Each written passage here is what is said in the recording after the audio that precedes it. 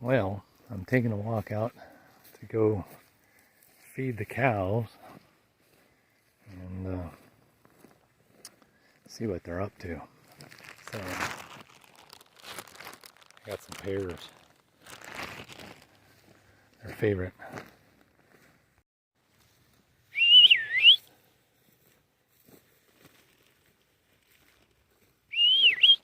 Come on, girl.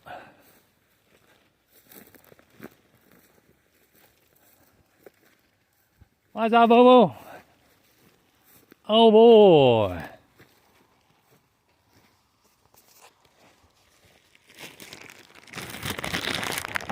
Oh, she sees, oh, he's got a bag. Oh, ups the speed limit. Yeah. Oh, what's that, girl? Huh? Oh boy. Yeah. You want one too, buddy? Yeah. Oh. Right there. Drop it. Oh, young. Come on, midget. Like, gonna wait for your little brother there, huh? Come on, midget. Oh, okay. Another one. Oh, there's a midget. Here you go, midget. Midget, here. Okay. Oh, you want one too, buddy? Well, come here. There you go. Oh, boy. Yeah. What's up, Bobo? Huh? You want one? Okay, you got two of them already. All right. Here, midget.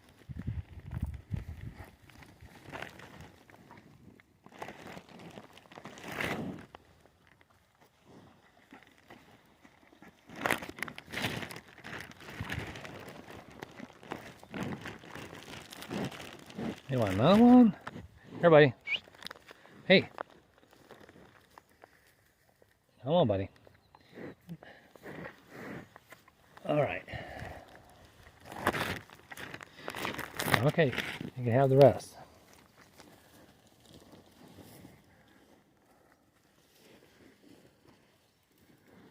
See if they'll eat the tomatoes. Well, they never. One of them just stepped on one. Never had tomatoes before. Some little cherry tomatoes. Oh boy. You want more? There's no more. It's gone. It's all gone.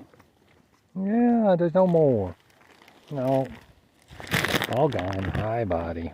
Yeah. Hi, midget. Oh boy. What's up, bad boy, huh? Yeah. She stepped on one down there. He's gonna eat the one she stepped on. What's up, girl, huh? Oh boy. Let's see if I can widen it out a little. No, don't plastic. No. Crazy? He eats plastic. Yeah, you don't eat plastic. No. Huh. Yeah. Watch out, little buddy. Huh? Oh, you're starting to get some horns too, huh? Yeah. The big boy over there. He's got maybe some little horns starting. But she's got the biggest horns out of all of them. Yeah. Oh, boy. Yeah. Oh. Huh. And I don't want to cut their horns off. They get horns. That's their way of defending themselves.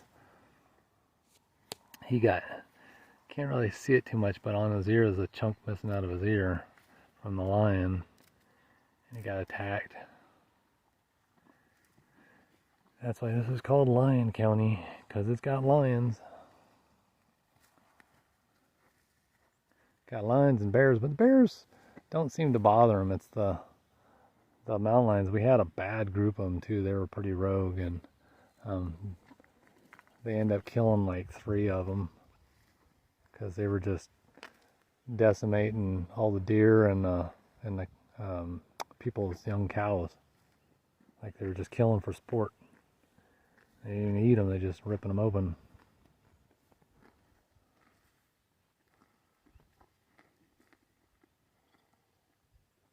And one of them one day was out there growling at one of my friend's sons. He was walking out in the field, and all of a sudden it was in the willows, and it's just you can hear him growling at him.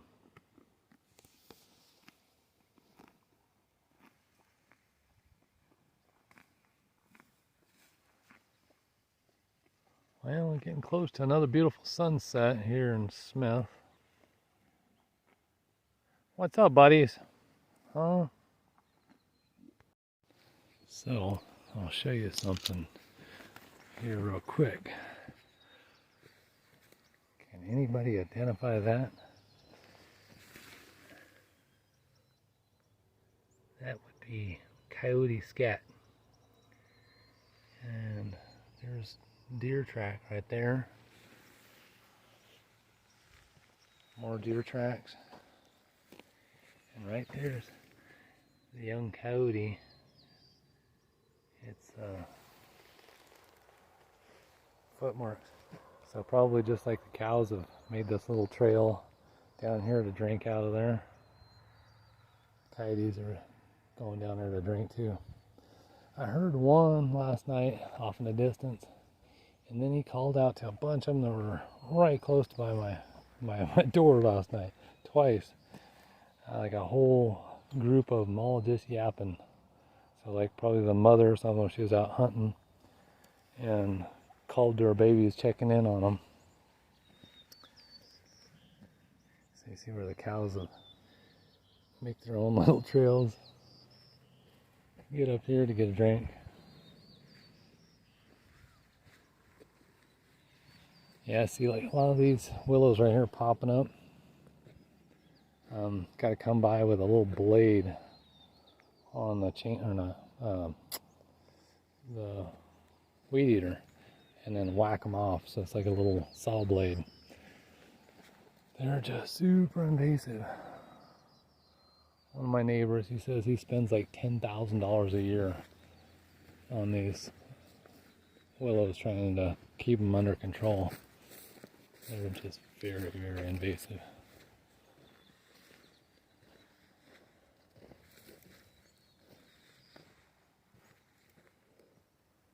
Heard something in there. Maybe it's that deer.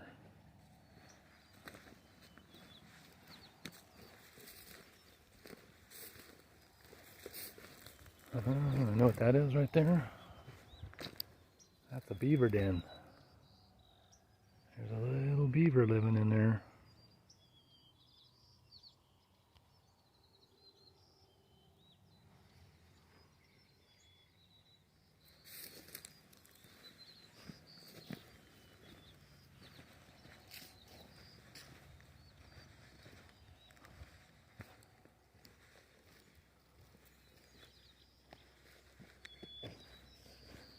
Uh-oh, looks like the cows went down here. I don't want them getting into the neighbors over there. And you see the neighbor, he had these guys come and dig out the canal here, and they damaged that fence and then dug right up to the fence. So now the fence is falling in.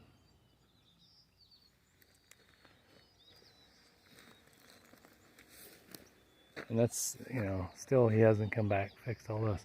Piled up all this dirt digging out of the ditch onto my property.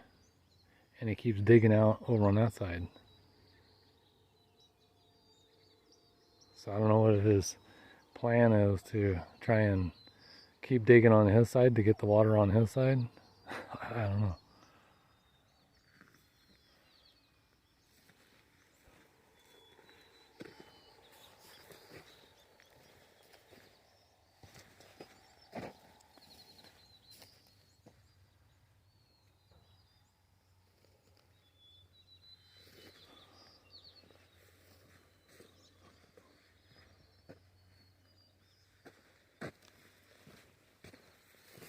Here's my little shooting range here.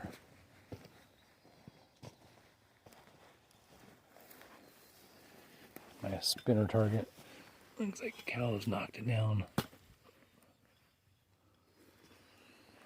There you go.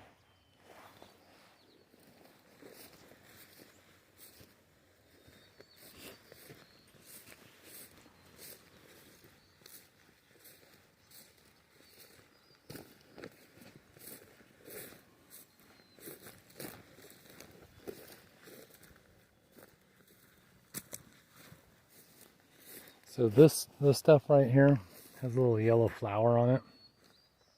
Looks pretty this time of year once it's all blooming. This stuff's kind of young, but it's called rabbit brush. And it's got a lot of oil in it. Burns hot and fast. So even though it's kind of green like this, that stuff will burn once it gets going. There's some study that a student did out of University of Reno about rabbit brush and its possible uses. So if anybody's so inclined to check that out. What you guys doing, huh? Oh, you guys being good. All right.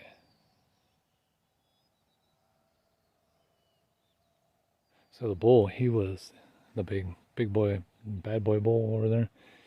He was really skittish. Been kind of running wild out here all on his own for quite a while. And him and I got into it one day. He took off and I had to get him back here and battled it out. I don't know if you guys heard my story about that before. But if not, I'll tell you again. Well, yeah, it was about, so see where that big mountain is? Let's see. That one. So if you come down to the base of that mountain over there, that's where he was. He was at a ranch way over there. And so made his way all the way over there. And I put the notice out in the valley, telling all the neighbors and stuff I'm looking for him. Finally, one of them calls me up and says, "Hey, yeah, I think we do have your bull over here. It was a strange one showed up in our pasture. We don't think it's ours." So the guy's name is Martin, and asked him to help me out and bring it back. And boy, we had trouble trying to get him. He had to rope him and tie him to the bumper of the truck before he got through the fence, and it was, you know, first trying to get him going through a chute into the trailer. He wasn't having that, so he like blasted through the boards on the side and went up over the fender and was out running down the street. So Martin went and chased him down with his car, and then came back, and then I pushed him with my truck. Then he blasted past, almost damaged his mirror in his car, and then tried to get through another fence.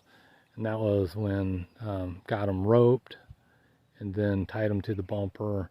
Then when Martin, he went and got his dad and got the trailer, he tried to take out Martin at that time. You know, came like double backed and then got to the end of the rope on his or where I had him tied to my front bumper of my truck. And then Martin got another rope on him, got the rope strung through the trailer, and then we're pulling out as I'm letting off of my rope. He's pulling on that rope, and then got him loaded in the trailer and brought him back over here. So when we got him here, instead of just like, oh, that was the other thing, he got stuck in between the you know, it's like a divider in the horse trailer. And there's a little like pass through that you can just barely squeeze through. Well, he got stuck in between those two. So, it was like welded in there, so we couldn't just remove it easy. So we had to get the grinder out, cut that center divider in the horse trailer. It was like a 2-horse horse trailer. cut it out because he was stuck in between the two. He tried to pass through that and got his, his belly and his shoulder stuck, couldn't go forward, couldn't go backwards. So we cut that thing, pulled it out, and then I stepped to the side of the trailer and was over where these plastic pipes were. Actually, I can show you where those are. So anyways, I'm, thinking he's just going to run out in the pasture to the other cows. Oh no. He gets out of the trailer, sees me, and then figures he's going to take me out, and then just starts ramming me with his head, and just pick me up, trying to jostle me around. And so I'm just tell myself I gotta fight for my life here. And so I'm just punching him, kicking him, kneeing him, and just going all out as much as I can. Give him my all. So lo and behold, I end up on top of him. I got him pinned down to the ground, stepping on his neck, doing the old George Floyd on him. And so nothing racial about that. I mean, he is a black cow, but there's no racial slurs over that. But it was just that's the way it ended up, and it was just kind of happened that way. So I'm pinning him down, and and Martin comes around the trailer, and he's asking, "Oh, you okay?" And I'm all, "Well, I am now." But I was fighting for my life, shit.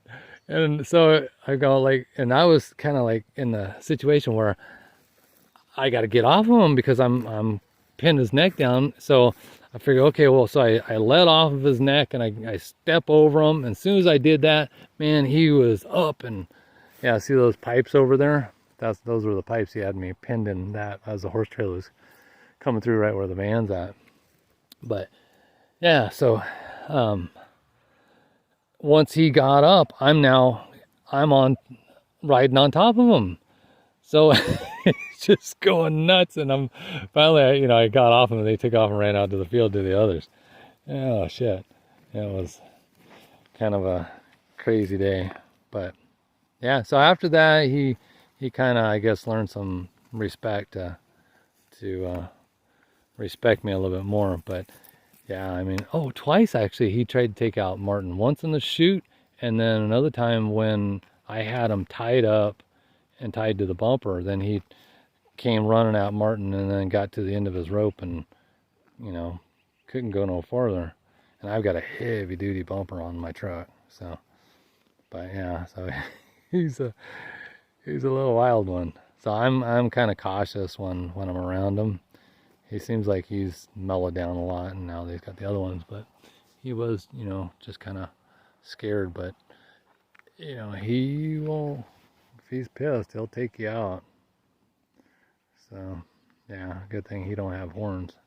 He looks like he might be starting to get some little stubs coming out there, but probably going to be butchering him this year. He's at the 2-year mark coming up on it, so it's about time. You usually want to butcher them around 2 years, a little bit before around then, because the meat's going to be its most tender. Starts getting tougher as it gets older. But a good technique that I learned from Lillian, a friend of my wife's, her and her husband, they used to have a restaurant in San Francisco. So they're just, phenomenal cooks. They are just really, really good. And so I was asking her, I was like, and she cooked up some of the beef from these cows, and I was like, man, it was just so tender. And I was like, how did you do it? And just literally just melts in your mouth. You don't need a knife. You can cut it with a fork. It's just super tender. And I was kind of hilarious. I was like, well, did you use some meat tenderizer? Because I'm not into that MSG, So what she uses is baking soda. Well, baking soda, I had never heard that. I said, yeah, baking soda, just regular baking soda. I says, baking powder? No, baking soda, like Arm & Hammer baking soda. So I tried it. Sure enough, it is really, really good and makes the meat super tender. So what you do is you take the baking soda and the meat, you can cut it up or whole. I just did it whole. And so the whole steaks, I did like a package of 6 steaks in there, and put the baking soda in the Ziploc bag, or those the freezer bags that are vacuum seal ones. Just cut it open, dump the baking soda in it, add a little bit of water into it, and then squished it around and let it sit overnight. And then the next day rinsed off that baking soda water, and then add the sauces that you desire to it, and cook it up. And it's kind of weird. It looks like it almost like plumps the meat up, swells it up kind of, but it's just makes it so tender and juicy. It's just really good. So if you want, give that a try, man. It is just makes phenomenal steaks. Well, so taking a little walk through the woods here, and not so much wood, but the willow woods. And you can see where the cows have been maintaining this little path I cut through here, keeping it kind of clear. So I do, when I'm walking through these willows, I pack some heat with me for sure, because you never know what's going to come popping out of them out of nowhere. Yeah, it's known for all kinds of different animals that'll bed down in it, from deer to mountain lions, bears, the cows, of course, all kinds of stuff, bobcats, pretty much all the little wild animals. They love these willows. So you can see how the cows have just made little trails and bed down spots in them. So they're a pain in the ass to maintain, because they grow so fast and so invasive. But there is lots of use for willows. Artists use them. You make charcoal out of the willow itself. You can make take a coffee can or some kind of can that you can seal up, steel can, and put the wood inside of it, put it on a fire, burn the wood in there so just the gases come off of it, and it leaves charcoal. And they use it for making their drawing pencils out of it for artwork. It's famous for that. They have just a little bundle of it. It's around $10 or more on Amazon and eBay and different places. The other thing that it's really sought after, don't know if I can talk about it on YouTube, but I think I can. It's because there's a channel on there that I learned about it on YouTube.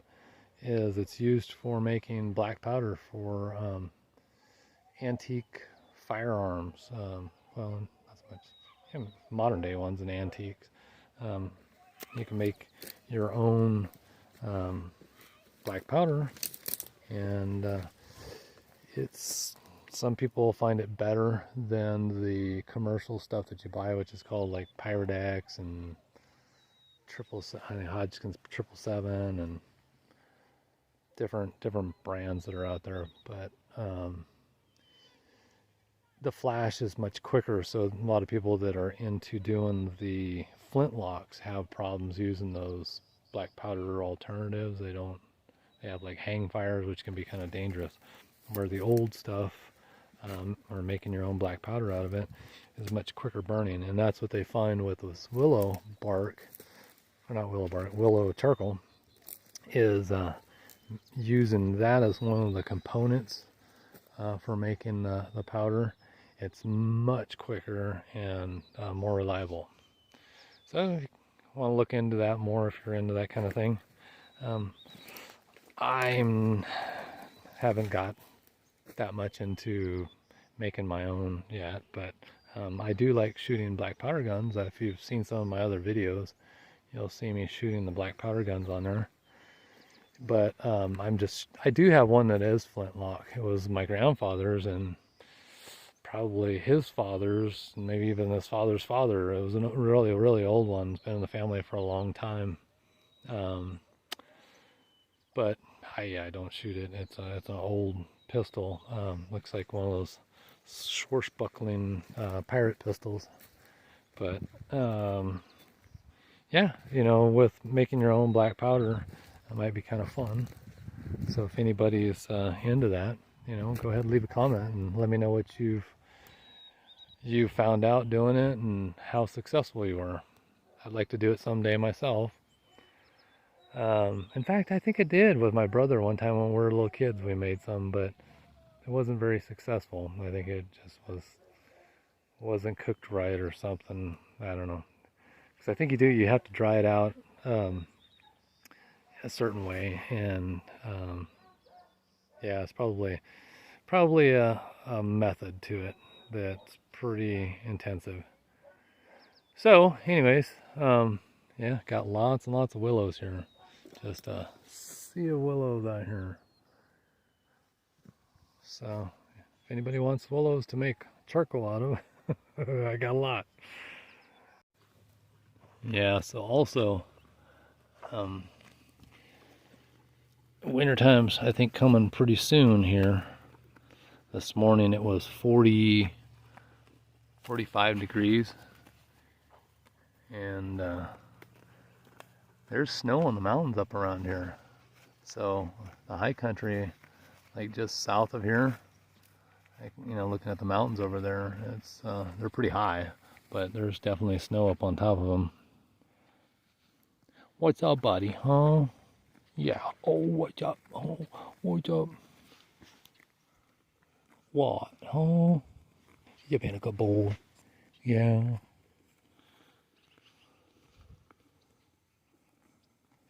You got anything to tell the viewers there, buddy? Hmm?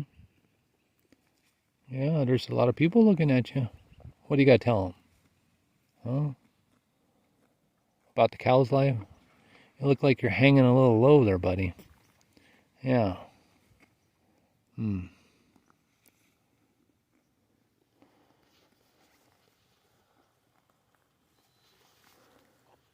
And there's the bad boy bull. What's up, bad boy bull?